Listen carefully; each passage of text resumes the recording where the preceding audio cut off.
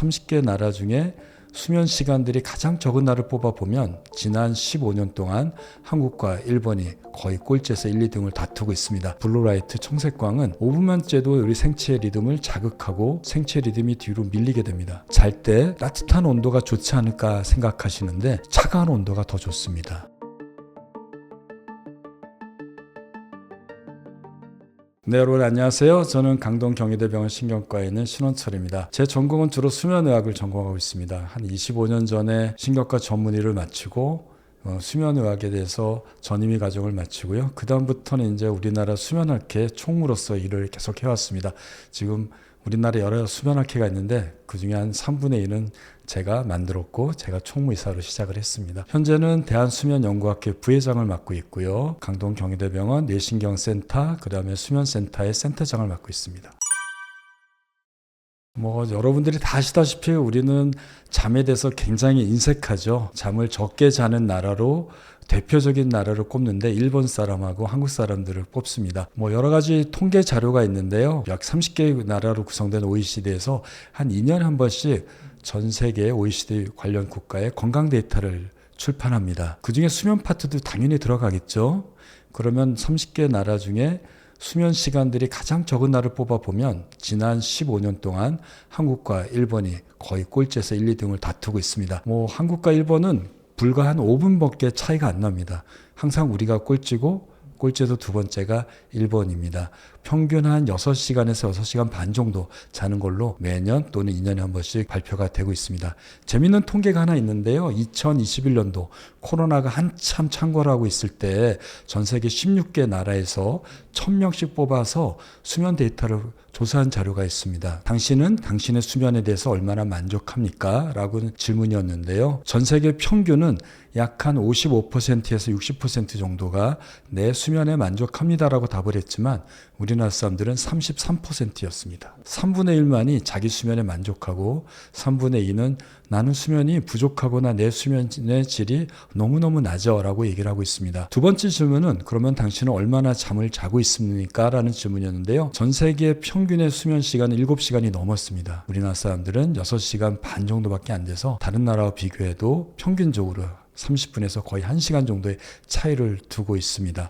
왜 이럴까요? 우리나라 사람들의 경우에 정말 열심히 일하는 나라로 또 민족으로 전 세계에 유명하다고 알려져 있는데 과연 일을 하느라고 그럴까요? 근무 시간 제한이 있었고 주 40시간의 근무 시간에 법정 근무 시간으로 제한이 들어왔는데도 불구하고 우리의 수면 시간은 늘어나지 않았습니다. 야근도 안 하고 저녁에 일이 없는데도 우리는 여전히 늦게 자고 있는 거죠. 왜 그럴까요? 제 판단에는 한국의 급격한 경제 성장과 사회적인 발전에 기인한다고 생각합니다. 과거에는 스마트폰이 없고 또 인터넷 매체가 없을 때는 개인의 문제로 인해서 잠을 사람들은 못 잤습니다. 1970년대, 60년대 또는 1900년대 초반을 생각해 보시면 저녁이 되면 할 일이 별로 없었어요. 우선 조선시대로 넘어가 보면 밤이 되면 뭐가 있었을까요? 호롱불 켜놓고 별빛 보면서 달빛 보면서 그냥 얘기하다가 자는 겁니다. 지금으로 따지면 저녁 9시에 잠을 잤습니다.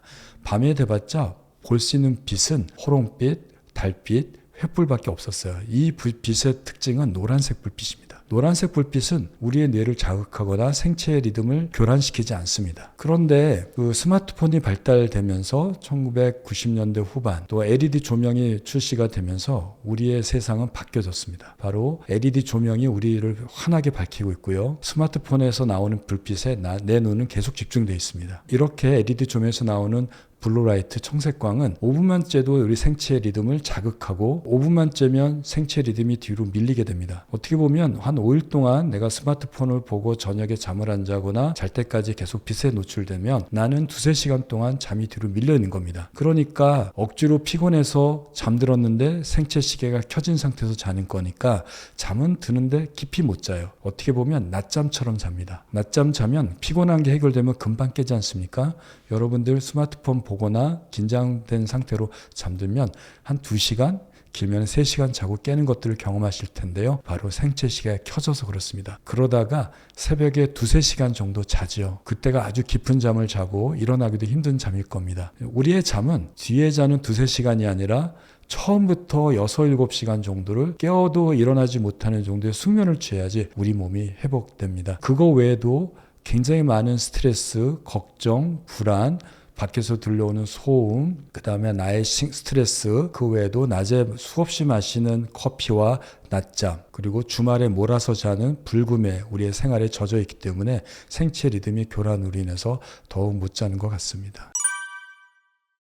어떻게 보면 여러분들이 집에 들어갔을 때 집 환경이 다 수면을 방해하고 있습니다. 천장에 보이는 조명이 대부분 LED 조명 아닌가요? LED 조명이 아니더라도 형광등도 블루라이트라고 하는 청색광이 거의 햇빛처럼 나옵니다. 그리고 여러분들의 전자제품, 냉장고, 세탁기, 에어컨에 보면 푸른 액정이 있어요.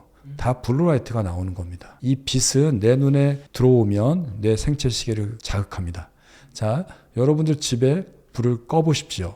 그러면 베란다에서 건물 통해서, 옆집을 통해서, 길에 다니는 차에 통해서 많은 빛들이 우리 집으로 들어오고 있을 겁니다. 역시 내가 우리 집에 전원을 꺼놓아도 많은 불빛이 우리 집으로 침투해 들어오고 있습니다. 어떻게 보면 빛 공해에 노출된 상황이라고 할 수 있죠. 그뿐인가요? 밖에서 들어오는 소음이나 이런 것들도 역시 영향을 줄 수 있습니다. 그러다 보니까 우리 집안의 환경을 굉장히 좋은 수면 환경으로 만드는 것이 쉽지는 않습니다. 몇 가지 그래도 여러분들이 노력해서 좋은 수면 환경을 만드는 수 있습니다. 50년 전, 100년 전에는 내가 노력 안 해도요, 저녁이 되면 해가 지고 밝은 빛이 없는 상태로 자고 초가집에 있기 때문에 옆집의 소음도 별로 안 들렸을 거예요. 기껏 들리는 게 강아지 소리밖에 더 있겠습니까? 그리고 또 그때는 통신이 발달 안 되니까 지구 반대편에서 전쟁이 난 소식을 내가 알 수 없잖아요. 지금은 전쟁이 나면 1, 2분 내에 내 핸드폰에 들어오지 않습니까? 다음날 해야 할 일, 또 유튜브를 보거나 영상을 보면 나를 너무나 잘하는 알고리즘으로 인해서 내가 재밌고 관심을 가질 수 있는 영상을 보는 이 과정이 우리 뇌를 자극하고 수면을 방해합니다. 그러면 답은 여기에 숨어 있죠. 이거를 다 차단시켜야죠. 그런데 그러려면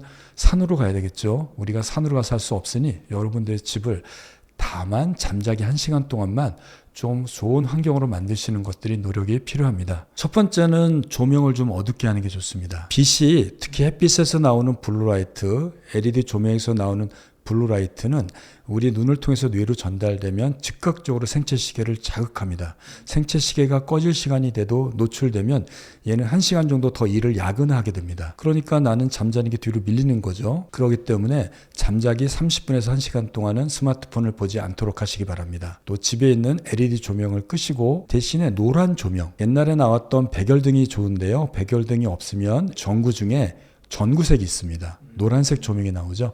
여러분들 호텔 가보시면 하얀 LED 조명이 아니지 않습니까? 되게 노란색 조명입니다. 이 노란색 조명은 블루라이트를 70% 차단하는 효과가 있다고 합니다. 그래서 스탠드에 전구색 조명이 있는 스탠드를 가지고 내 잠자는 침실이나 거실을 데코레이션 해보시기 바랍니다. 은은한 노란 불빛에 마음도 안정이 되고 긴장도 풀어지고요. 생체 시계가 잘 시간에 맞춰서 꺼지는 경험을 하시게 됩니다. 어쩔 수 없이 작업을 할 때는 그 블루라이트 차단 안경이 있습니다. 블루라이트 차단 안경은 되게 노란색이나 붉은색의 색깔을 띠게 되는데 붉은색은 블루라이트를 100% 차단합니다. 노란색은 70%를 차단하니까 이것을 끼고 작업을 하시고요. 또 컴퓨터에 블루라이트를 차단하는 필터를 설치하거나 스마트폰에서 야간 모드를 설정하시게 되면 역시 블루라이트를 70% 차단합니다. 하지만 여전히 빛이 들어오기 때문에 작업 시간을 30분에서 1시간 이상 하시면 안 됩니다. 잠을 잘 때는 불을 완전히 소등하시고요. 또 창문을 통해서 들어오는 빛을 차단하기 위해서 암막 커튼을 설치하는 게 좋습니다. 호텔로 다시 가보면 여러분들 노란 불빛도 있지만 창문에서 커튼이 이중 암막 커튼으로 되어 있습니다. 좋은 잠을 위해서 빛을 차단이 중요하다는 얘기인 겁니다. 그 외에도 온도도 되게 중요합니다. 우리가 따뜻한 데 들어가면 잠을 잘 자는 경험을 해서 잘 때 따뜻한 온도가 좋지 않을까 생각하시는데 차가운 온도가 더 좋습니다. 따뜻하면 근육의 이완이 돼서 몸이 늘어지기 때문에 잠을 잘 수 있지만 우리의 체온이 상승하는 효과를 나타낼 수 있습니다. 우리의 체온은 깨어나기 전에 2-3시간 전에 가장 낮은 체온을 유지하게 돼요. 그러다가 깨어날 때쯤 되부터 체온이 쭉 올라가서요. 하루에 1.5도가 올라가게 됩니다. 즉 우리의 체온은 36.5도가 아니라 36도에서 37.5도 사이에 있는 거죠. 이 체온은 언제 최고조를 찍냐면 내가 잠들기 3시간 전에 가장 높은 온도를 유지하다가 그때부터 체온이 떨어집니다. 그리고 다시 새벽 4시까지 체온이 쭉 낮아지는 하루의 주기를 가지고 있습니다. 체온이 왜 중요할까요? 체온이 떨어져야지 그때부터 멜라토닌이 나옵니다. 잠의 호르몬인 멜라토닌이 잘 나와야지 우리는 깨지 않고 깊은 잠을 자는 거죠. 체온이 높아지면 멜라토닌이 안 나옵니다. 우리의 체온은 겉에서 피부에서 재는 이 피부 체온을 얘기하는 건 아닙니다. 심부 체온을 얘기해요. 몸속 깊은 곳의 체온입니다. 어떻게 재냐면 좀 이건 실험실에서 하죠. 항문에다가 깊이 온도를 재는 측정하는 온도기를 측정하고 24시간 기록해 보면 지금 말씀드렸던 24시간에 1.5도의 체온의 변화가 누구나 기록이 됩니다. 그리고 그 체온이 밤에 떨어질 때 멜라토닌 분비와 일치하는 결과를 초래합니다. 한여름에 너무 더운 날 잠들기가 어렵지 않습니까? 그거는 열대야 때문에 그렇다고 하는데요. 밤의 온도가 25도보다 높아지면 그 밤을 열대야라고 얘기를 합니다. 열대야가 되는 게 왜 중요하냐면 우리가 밤이 되고 자는 시간이 되면 팔다리에 있는 혈관이 확장되세요. 몸속에 있는 뜨거운 온도가 혈액을 타고 돌면서 확장된 혈관을 통해서 열이 바깥으로 배출됩니다. 그런데 밖의 온도가 더우면 배출되지 않죠. 보일러를 통해서 물의 순환을 통해서 방을 데피는데 거꾸로 바깥의 온도를 낮게 해서 온도를 낮추는 방법이 우리 몸의 체온 조절 장치의 기본 원리라고 하는데요. 그래서 잘 때는 내 체온을 좀 낮추기 위해서 방 안의 온도를 낮춰야 됩니다. 일반적으로 의학적으로 연구를 해봤더니 실내 온도는 16도에서 20도 정도가 가장 좋은 최적의 수면의 온도라고 알려져 있습니다. 20도 이하의 온도에서 여러분들 잘 수 있나요? 너무 춥다고 생각되죠? 에어컨의 온도를 생각해서 그렇습니다. 에어컨에 20도로 설정해 놓으면 너무나 추울 겁니다. 에어컨에서 나오는 바람의 온도는 20도지만 실제로 순환해서 내 몸에 닿을 때는 그보다 좀 높아져 있을 겁니다. 여기에서 20도에서 25도의 온도라는 것은 에어컨 온도는 아니라는 것들을 생각하시고 어떻게 보면 내가 견딜 수 있는 최저의 온도로 주무시는 게 좋습니다. 그래서 두꺼운 이불보다는 얇은 이불, 옷도 좀 가벼운 옷들 입고 잔다면 내 체온이 쉽게 떨어져서 밤에 잘 잘 수 있습니다. 세 번째는 습도를 좀 들 수 있습니다. 습도는 우리가 간과하기 쉽죠. 여름에는 너무 더우면 제습기를 사용하기도 하고 겨울에 너무 건조해서 가습기를 사용하는데 가습기나 제습기에 보면은 실내 습도를 측정할 수 있는 기능들이 있습니다. 요거를 잘 활용하시면 됩니다. 대개 습도는 한 50%에서 60%가 가장 좋다고 합니다. 여름에는 그거보다 조금 낮아서 한 40에서 50%를 유지하시고요. 겨울에는 한 60% 가까이 실내 습도를 유지하신다면 여러분들의 피부가 건조하지 않고 그럼으로써